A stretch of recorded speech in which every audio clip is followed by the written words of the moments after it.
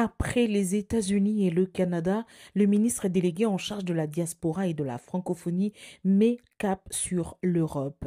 Premier pays, la France. Avant de débuter la série des consultations et des échanges avec les Congolais vivant à l'Hexagone, Crispin Panzou, qui a été accueilli par l'ambassadeur de la RDC en France, s'est d'abord entretenu ce mercredi avec le docteur Bakumba, envoyé spécial du président de la Mauritanie auprès de la francophonie.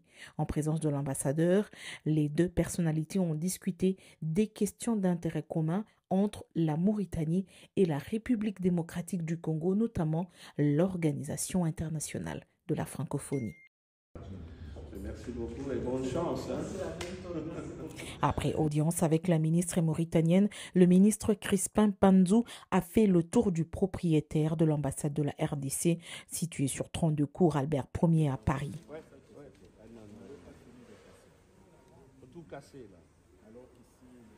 Le bâtiment est vétuste, le ministre Crispin Panzou l'admet et nécessite une réhabilitation de fond en comble au-delà de la réhabilitation déjà amorcée par l'ambassadeur Émile Ngoï depuis sa prise de fonction.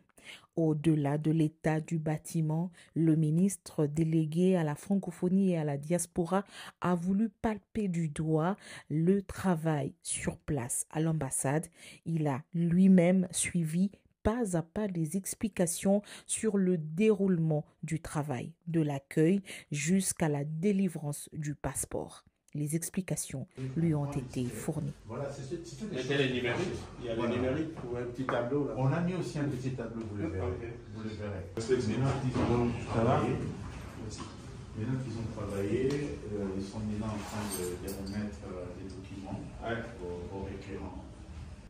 On est vraiment ravis qu'il soit là. Nous l'avons sensibilisé aussi à ce qui concerne la rénovation de ces patrimoines. C'est pour dire que c'est un patrimoine qui est bien situé et qui fait la fierté de la République. Mais ce patrimoine est en péril.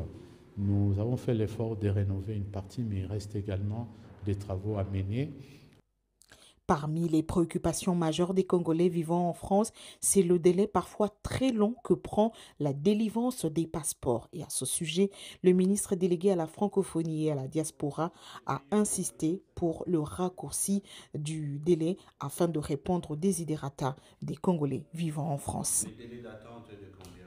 Les délais d'attente aujourd'hui, puisque chaque mois, pratiquement, nous avons un lot de passeports qui arrive. Et en tenant compte de l'ancienneté, là. Il ne faut pas qu'il y ait quelqu'un qui capture aujourd'hui, il reçoit son passeport dans le prochain lot alors qu'il y a d'autres qui attendent. Ce que nous cherchons à faire, c'est de rembourser très rapidement ces passeports-là des gens qui attendent, comme l'a 2005 au janvier, pour que maintenant nous arrivons à une cadence où ce qui s'est...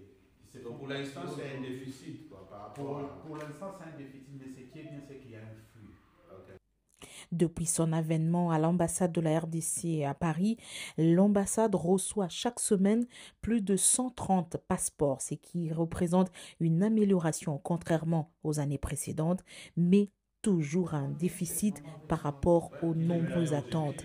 Et sur place, le ministre a pu rencontrer un qualité-jeu. Passeport, donc en fait, la compagnie il fallait que les États-Unis n'apportent ça. Si le passeport banda kotisa et raté, moi na lemba. Maman, on a deux moko et c'est le mois qui est dans la DHL, 170 passeports. D'accord. Et vous allez Sengo que vous voyez le passeport na loi na yangwana moi tu peux ça. Voilà, que ça il y a un coordonnateur maman. Que ça est comme nous avons numéro de téléphone. D'accord. Comme ça la va et vient.